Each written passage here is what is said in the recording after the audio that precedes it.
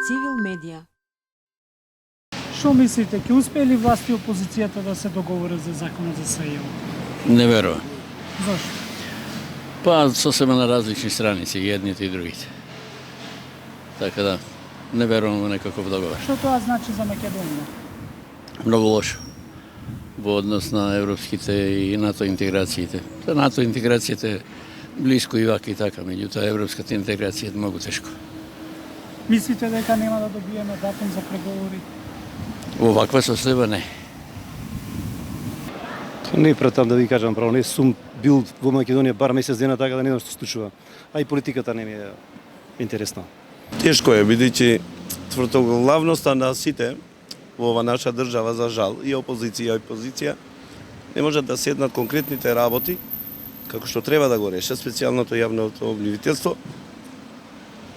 За мене е дискутабилно, бидејќи оние во моментите се фаќат за инат една со друга и цела тоа за мене излегува како некоја дека нема, бога ми, тешко.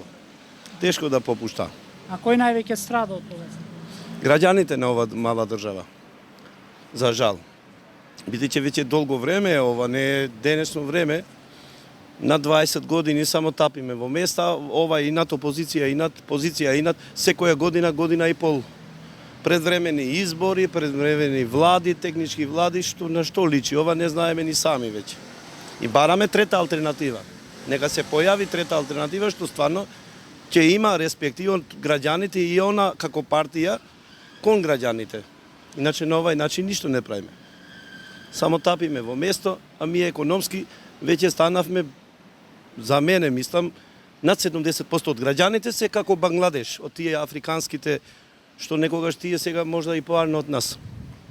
Видите, јас сум професор, за жал, тоа што е ветено ни од таа другата позиција што беше, сега е во опозиција, ни ова па сега, и што значи не сме деморализирани, сме до крај.